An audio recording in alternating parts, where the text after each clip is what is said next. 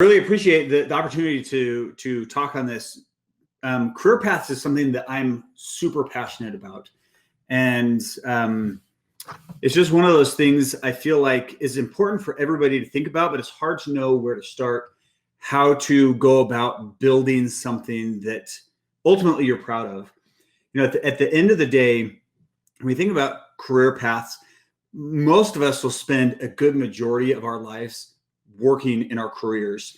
And so in a lot of ways, if we're not optimizing our career path, we're really losing out on our life path, because it becomes such a big part of our identity. The career that we choose and the path that we take ends up becoming who we are as people.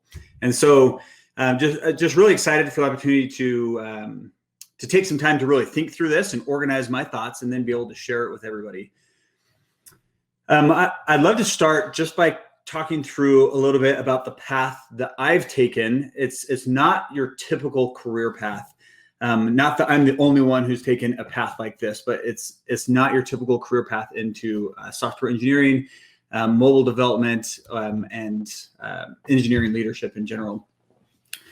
So my path, my college degree is in education. I graduated as an elementary education major and taught second grade for 3 years.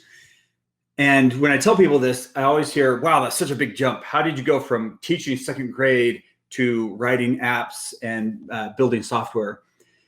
And it's an interesting path in how I got there. It started back in high school. I always knew, or I guess even before then, as a child, I always knew I wanted to grow up to be an inventor. I wanted to make things. And I just realized I'm not sharing my screen. Let me do that real quick. Not that there's much to see on the screen that I'm sharing, but yeah. So I always knew that I wanted to build things. I wanted to make things and just get into that world of creating something new out of nothing. In high school, I had the opportunity to take some computer science classes, and I knew that I loved coding. It just matched the way that my brain thought about problems and solving those problems. So it was really natural for me when I got into college to think, hey, I want to be a CS major. And I started taking a couple classes, and I talked to an advisor in the school that I was going to. And this person, this counselor, told me, don't go into computer science. You will never get a job. The field is going to be flooded with people, and it's just not going to be a good job for you to be working in. Find something else that you're passionate about. So I took this advice. I thought, hey, this makes sense. I don't know much about the field, but it sounds like I need to find something better to support my family. And young me thought, what better way to support my family than going into teaching? For anyone who knows anything about the education system out in the US, that was not great advice, and it's very difficult to raise a family on a teacher salary, but that's the path that I took. I love teaching. I love working with people, helping to build a skill set in my students and helping those kids that really struggle. But I knew that I wanted to still invent and make things. And so my brother and I had started a company on the side that was building websites, website development company. And we built everything from, landing pages to complex inventory systems for companies. And that really pulled me back into this tech world and led to me getting a job as a software engineer. As I got into that around this time, the iPhone was coming out, Android was coming out, and I knew mobile is where I wanted to be. And so at the time I was working as a web developer, and I took the opportunity to learn these skills on my own because I knew I wanted to do it. And that led to me getting into mobile development.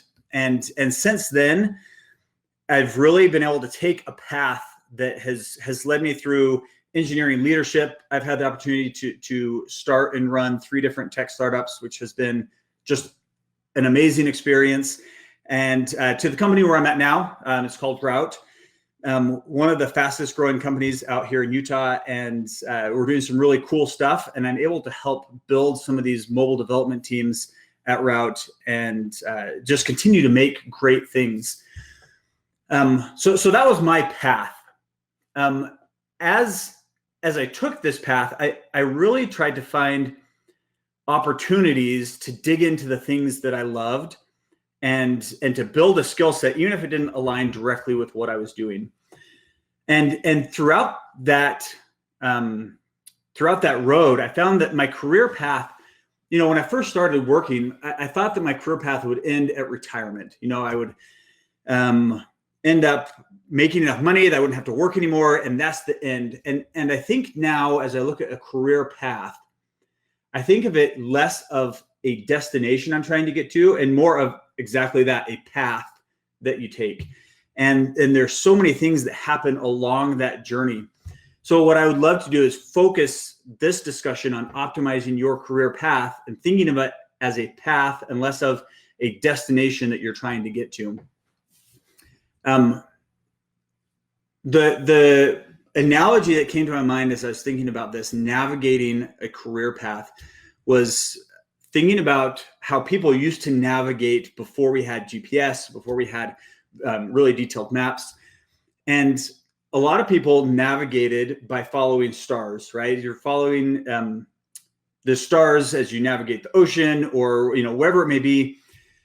And I've really liked the idea of the North Star, this star that is constant and steady. It's something that you can orient yourself anywhere, at least in the Northern Hemisphere, anywhere you should, at the night sky, you should be able to look up and find the North Star and use this as something that is constant, you can orient yourself with. And as you take this idea of a constant guide in your career path, everybody should have the first step in your path should be to have a North Star.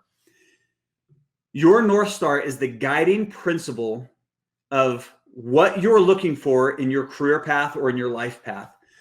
This could be something as simple as, I want to be an Android architect. I really want to just be deep in the code and solving problems. It could be something as simple as, I want to be a leader. I want to help other people build their paths. Your North Star could be something even as simple as, I just want to make a ton of money. I don't care how I do it. I just want to make a ton of money. But it's important to know what your North Star is. And that's the first step. So how do you find your North Star?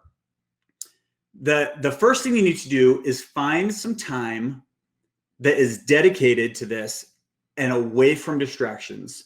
Put something on your calendar and step away. If you need to leave the house because there's too many distractions, you've got Netflix going on or whatever it may be, take some time to get away from everything, sit down with a pad of paper and a pen, and start writing a list of things that motivate you. Don't set a time limit on this. You don't have to finish the list in a day.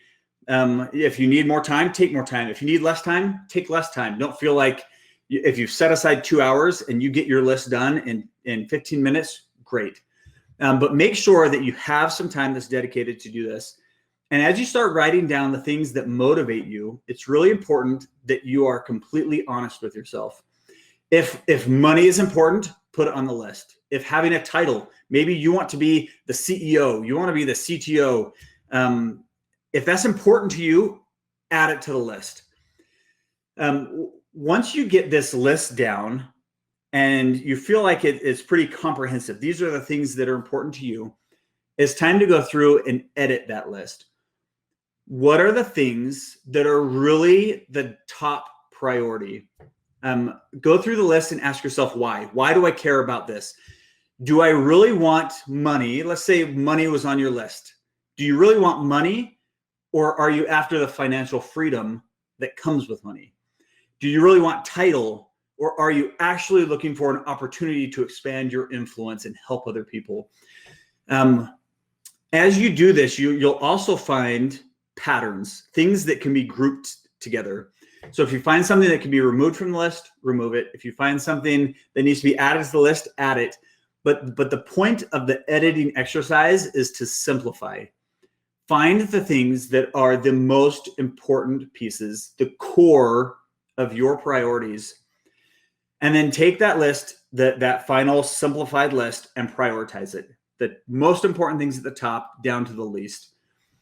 Once you have that, your first couple items are likely to be your North Star. These are your guiding principles that you are looking for in your career. If you can find a way to simplify it into a single sentence or phrase, that's great. If you can't, that's okay too. Your North Star can be more than one thing, though it shouldn't be more than a handful of items that are related to each other. Once you have this list, your North Star, you're going to use it to map out your path. Let's walk through just a quick example. Let's say that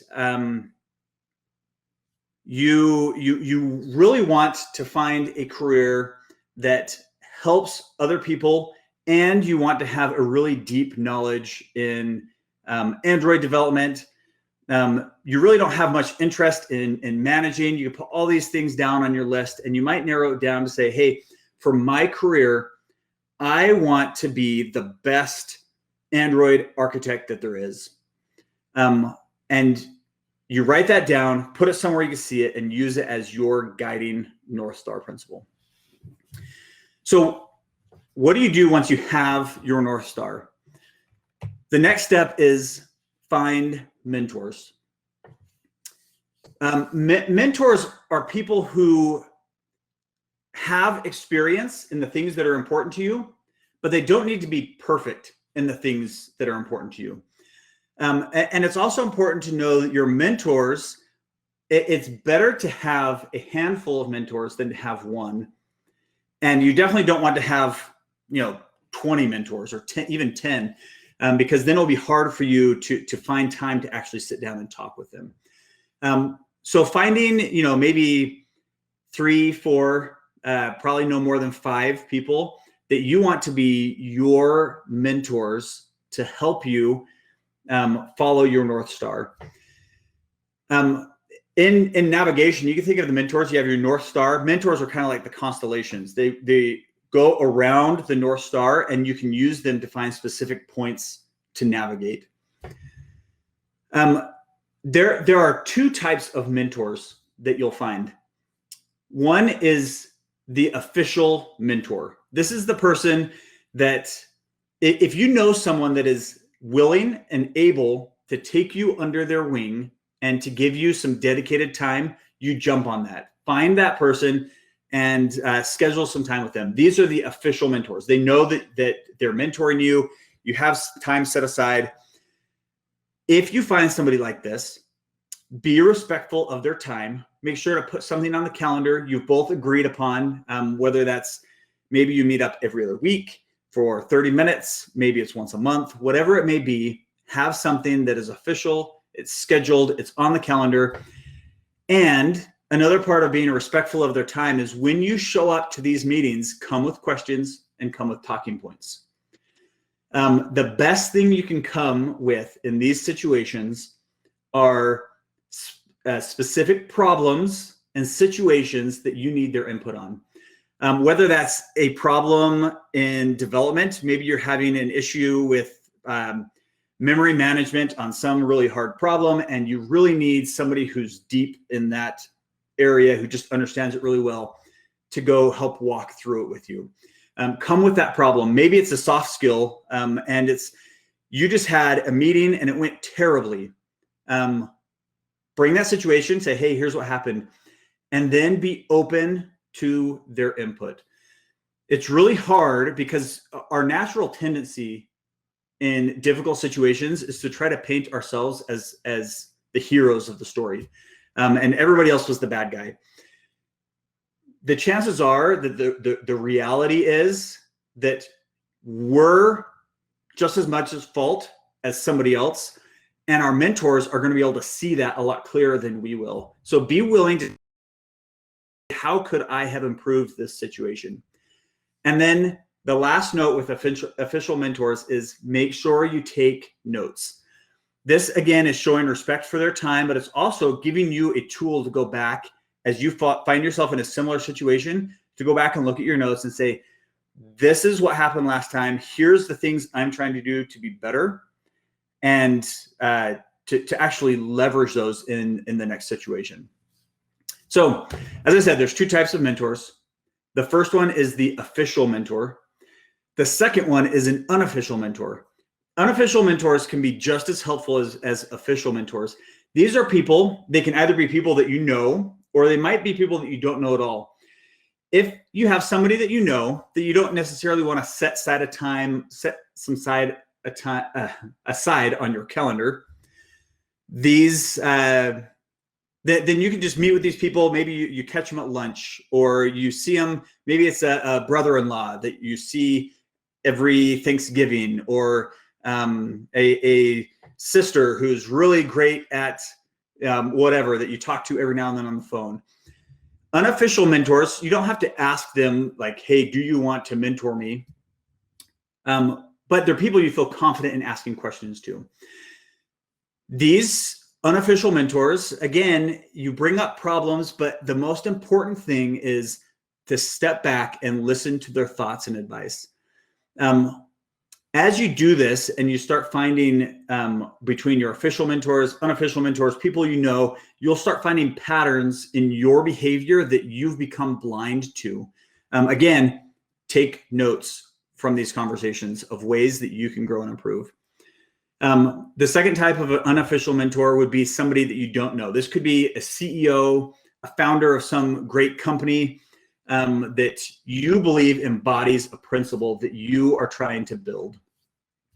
In this case, take as an example, maybe somebody like Steve Jobs. There's no way that you can be mentored by them, but there's so much material. You can read books. There are videos. There's biographies, texts. You could talk to people who knew these people and just gather as much information on how they built the skill set that you're after as you can. And again, I'm going to sound like a broken record, but take great notes.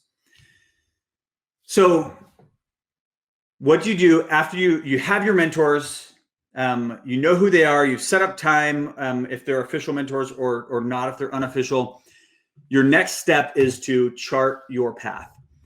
Your mentors are going to be critical in this step. I'm going to walk through a quick example, and it's not going to be related to software engineering because everybody's path is so different. I don't want to give an example and then have everybody, try to use that as a template. So we're going to give an example of running. I love to run. If I were to go out and start running without mentors and without trying to chart a path, what I probably would do is just set aside some time on Saturday and just start running. The problem is there are so many things about running that I don't know. There's techniques to prevent you from getting injured, ways that you can practice, schedules you can set up to improve your time, groups that you can go running with to become more safe. I didn't know those things when I started running, but I reached out to people that I knew that knew a lot about running. And I asked them, how do I get started on this? What are the things I don't know? And how can I start building a path to become a great runner? They recommended books. They recommended groups that I could join.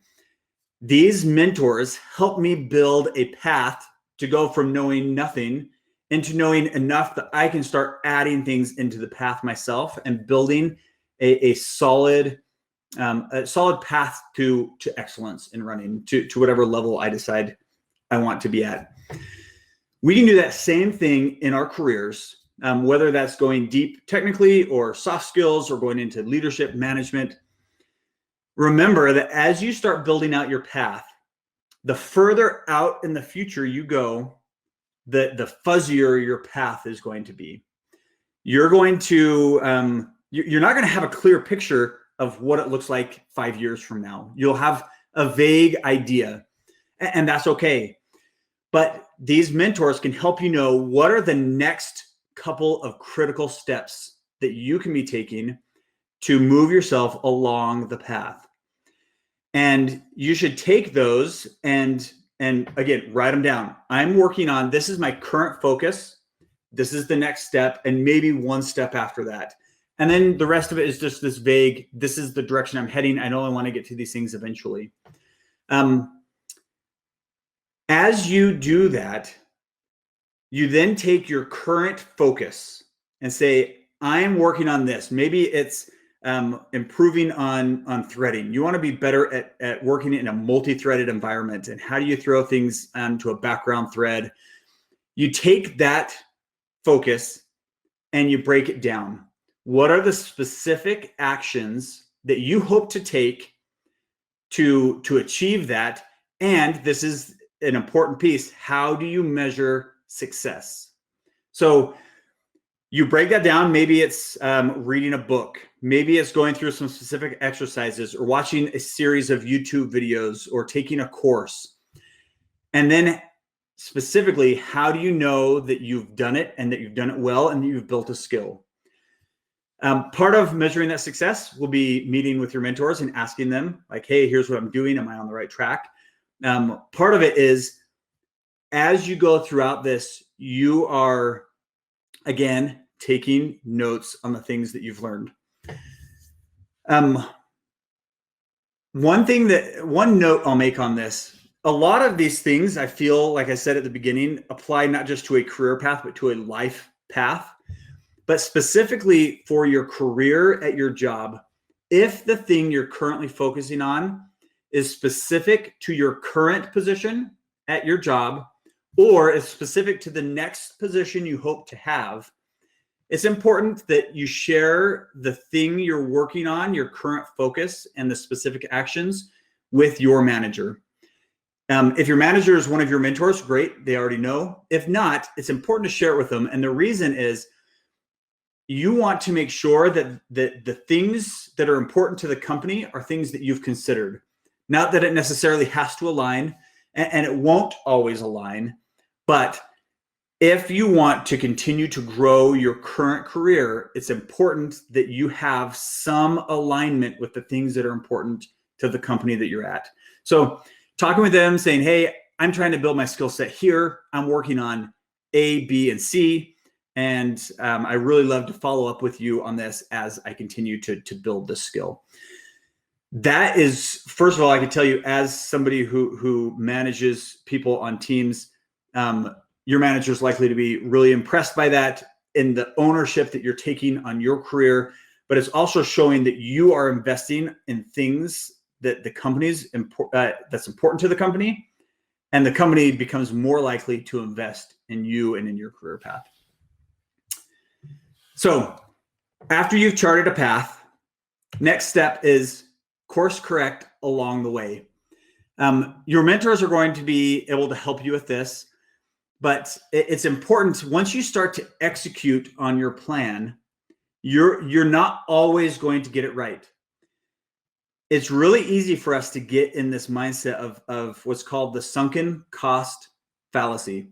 And the sunken cost fallacy is that once we start putting time and energy and money and all of these things into something, we have a hard time letting go of it because we feel like we've invested so much into it.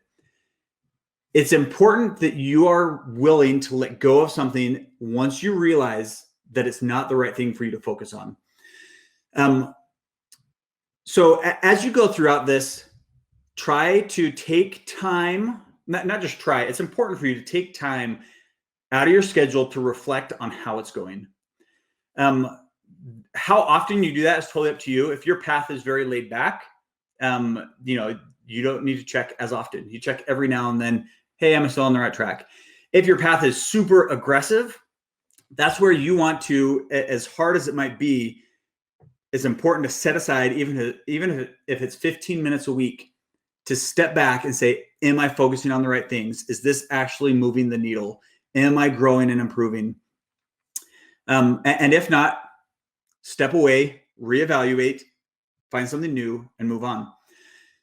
One note on that: if you find that you're doing this often, this meaning you are constantly starting something and saying, oh, this isn't right, and starting over, then it's worthwhile to either reevaluate your North Star, because you might be on the wrong path and not be thinking about things that you're really passionate about, or you might have just an unclear idea of how to get there, and it's important to step back and talk to your mentors again.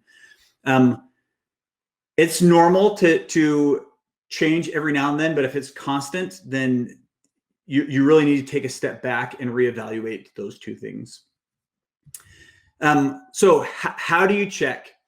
As I mentioned before, along the way, you should be taking great notes, and you should also have a very clear, as clear as possible way to measure the success of your actions, the actions of your current focus. You can use this metric to measure, hey, is this actually important? It's also important to have your North Star somewhere that you can see it often, and you go through and review it and say, hey, did I get off track on this? Am I putting my time into something that isn't really important to me? So make sure that you're doing this, course correct along the way as needed. The next step is keep a log. Make sure that you're writing notes. I know I've said this about I feel like 1,000 times, but take great notes. Whatever is going to be best for you. There's no right way or wrong way to take notes, but there are a ton of tools out there that can help you be successful in this. It might be a piece of paper that you keep at your desk. It could be a piece of software that you use. You write things down as you go. Review your notes every now and then. Try to organize them. Find common themes that can be grouped together. But make sure you're finding a way to keep notes and go back and review them and study these notes. That will help you to build deeper knowledge in this area. If you're learning a lot of new terms, maybe you're learning about machine learning, which is way outside, or maybe not way outside, but it's outside typical Android engineer path. Those new terms, it might be worthwhile to create flashcards. Maybe that's how you keep your notes, and you go through and study your flashcards every morning. Whatever it is, find a way to reflect back on the things you've learned over a larger period of time. You'll also find that these notes will help you as you reevaluate your North Star, which, by the way, your North Star, I know I mentioned North Star as something that's constant and steady.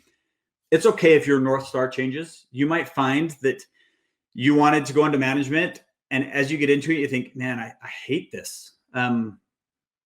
Take a step back, reevaluate, come up with a new North Star, and move on. Your notes that you take will help you find patterns to hone in on the things that are actually most important to you. I'm about to run out of time. The last thing on the list, share the lessons you've learned. There are two main reasons to share the lessons you've learned. The first one is completely selfish. As you share lessons you've learned, teaching other people is a great way to solidify the things you've learned in your mind. As you teach it, you'll have to go deeper than you had gone before and find answers that you know, but you haven't really thought through well enough to explain. And it helps solidify that.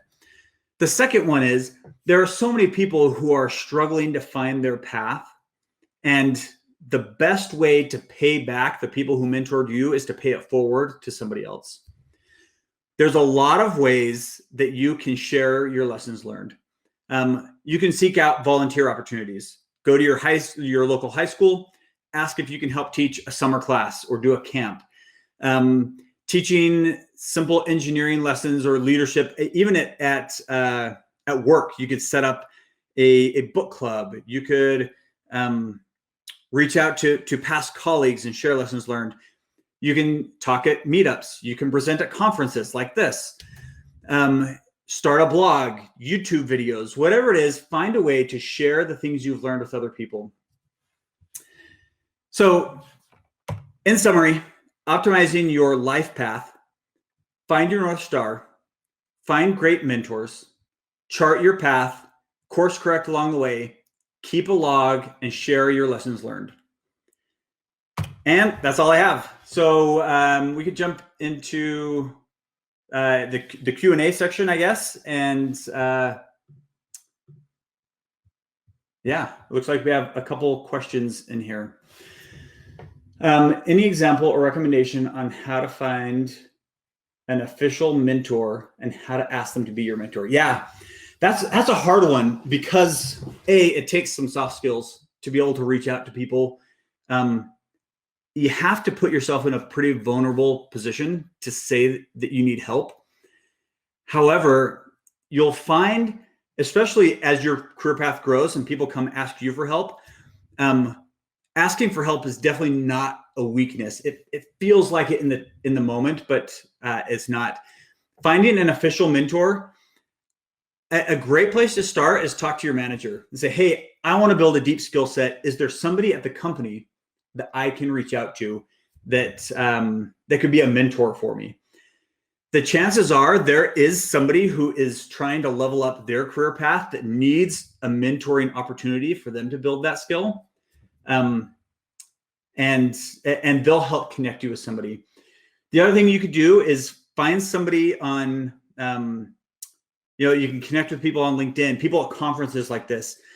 Remember, an official mentor doesn't have to be, there's no contract written. It's just, hey, I would love to put aside 15 minutes on your calendar to chat with things. Maybe it's 15, 20 minutes every other week. Again, be respectful of their time. And understand that the more that influence this person has, the more likely they're having a lot of people ask them. Don't be offended. Be very open. If they say, "Hey, I would love to, but I can't do that right now," there's a good chance that would happen, and that's okay. That it's not a failure on your part or on theirs. It's just the reality of the situation. If you don't end up with an official mentor, again, you're okay. There's a lot of unofficial mentoring that can happen, and a lot of great unofficial mentoring you can find through books and resources online. Just the key is to be intentional about who you're having unofficially mentor you. Don't just go buy an Android development book for the sake of it. Find something specific that aligns with your path and connect to that. Hopefully that is helpful. Having your own career path well planned helped you when you were working at a company that doesn't have a clear career path. That definitely helped me. A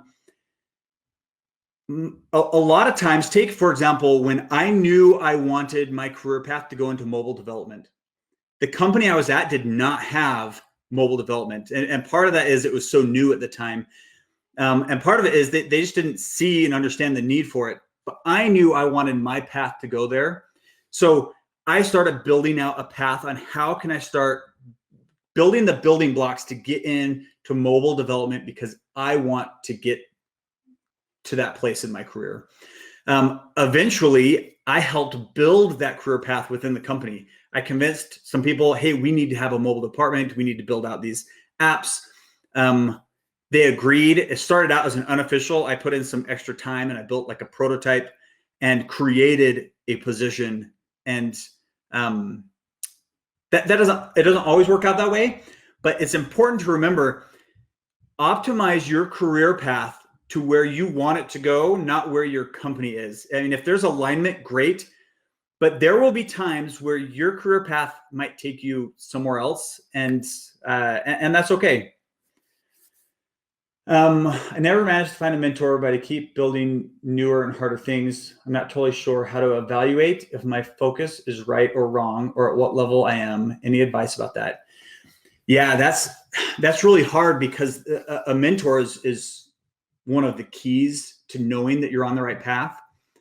I would, again, think of it like this. A mentor is part of the path. And so for me, when I knew that I needed to start building better connections to people, like most engineers, at least most engineers that I know, I hate to generalize, but I'm an introvert. I struggle talking to people, meeting new people. I knew that that was critical because I needed to find great mentors. I needed to make those connections. I put that on my path. It was one of my focuses. I am going to learn how to talk to new people. It's still uncomfortable for me, but I got books. I went out and practiced. I took a day off work and I went downtown in Salt Lake, and I practiced walking up to complete strangers and starting conversations. It was terrifying, but for me, that's what I needed. I'm not suggesting that anyone else go do this, but you might want to ask yourself, how can I better connect with mentors? And then start building that into your career path of what you focus on. The second thing is, remember, you still have the unofficial mentor path. Finding books written by people who are going down a similar path. It could even be outside of Android development. Finding those, especially those soft skills, is critical. And so going through book reviews, finding the right resource to say, hey, this author is going to be my mentor. Maybe it's, Stephen Covey's 7 Habits. Maybe it's something else. There's so many resources out there that can help with that. Hopefully that's helpful. How do you continually gauge your own progress? That's going to vary as you build your path of what you're currently working on.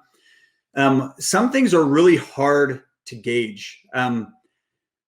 I'll share an example. One of the things that's on my current focus list is writing. I am terrible at writing. My spelling is awful. My grammar is awful. But I want to build this skill. I feel like it's important for where I'm heading. How do you measure that you're getting good at writing? That's not necessarily an easy thing to do. Again, this idea of taking a step back and saying, what are the key elements that make somebody successful and how is that manifested? So in the example of writing, if I were to start writing blog posts, I could measure my success in engagement that I get on that from other people. Maybe my path is getting better at writing solid, high quality code. And so how do you know that you're writing high quality code? That's hard to measure. You could start keeping track. How often do I ship something that is a P0 critical bug? And then review those. When you ship something that goes bad, go back and review it. Why did that go bad? How did I miss that? What could I do better? It's this idea of taking the time to step back and reflect that is going to be helpful for that. Next question. Any tips on making enough time for the progress you've described and being more proactive versus constantly reacting day-to-day demands from the outside? I would put the time on your calendar and block it off. I found that if I don't do that, I don't make the time to step back and reflect. The other thing is, when something goes bad, for me, one of the keys in my career path was getting into mindful meditation. And the reason for that is it helped me recognize when my emotions started to get high in a meeting, if I was becoming angry or upset, or if I was feeling overwhelmed by a problem. Recognizing that allows you in the moment to just take a step back, even if it's 5 minutes, and reconnect with, why am I feeling this way? How can I structure a path forward? But yeah, the biggest key is put it on your calendar, block it off, say, I'm every Friday. If the place you work is super strict and they don't want you doing this during work, I mean, that sounds terrible. But if that's the case, schedule after work. Say, hey, Friday night at 7:00, I've got 30 minutes. It's scheduled. I'm taking time to reflect. What are some books? Next question. What are some books that you have read and would recommend to get comfortable talking to people? Oh, there are some really, really good ones. I liked the book Captivate. It's specifically talking about how to connect with people in social situations. That book's really good. There's some really, really good books on communication in general. One is radical candor. Another one is crucial conversations. The other piece to that is going out and practicing. It's hard to do, especially if you're an introvert. You'll find introverts get drained by social situations. And so being able to recognize, hey, I'm feeling drained. I need to step away and be alone for a minute to re-energize. But then pushing yourself outside that comfort zone and practicing. It's going to be hard to do, but if that's part of your path, it's worth it for sure. Next question. Any tips on making enough time for the progress? Oh, I think I've already done that one. Reaching constantly reacting day-to-day demands. Yeah, putting it on your calendar. And then the last question on here, any advice you have, any advice if you've entered a company thinking you were hired as a mid-level Android developer, but you were moved to be a tech lead after a month? Is that a good thing, or is it better to change? That's hard. The problem with being promoted up too early, you move from being a high achiever because you're exceeding expectations to no longer being a high achiever. And that's a hard adjustment to make. And the reason is you're no longer a high achiever is the expectations have gone up, right? As you move up, expectations move up. Moving back down is way harder than moving back up because there's a lot of politics involved with that. The visual aspect, moving back down, it will make it harder for you to move back up when the time's right. You'll have to take that on your own. A little bit of challenge is good. If you feel, so there's this concept in education it's called your zone of proximal development. And the idea is everybody has a threshold of their natural skill set of where they can operate without any challenge at all. And everybody has a line of frustration, right? As you operate above your ability to do it like naturally, you start moving closer to this level where you get frustrated and it's overwhelming and the challenge is too much. This is your zone of proximal development. As you work in that zone, that's where you will level up your skill set. If you're operating above the frustration level, your ability to grow and learn new things dramatically drops. So you have to ask yourself, are you operating above your frustration level or not? Is it just something that's challenging? And the second piece, again, going back to in the world of education, this idea of what's called scaffolding. And scaffolding means you put enough structure in place, and ideally your manager would be doing this. Your manager puts structure in place that allows you to be successful in this zone of proximal development without hitting that frustration level.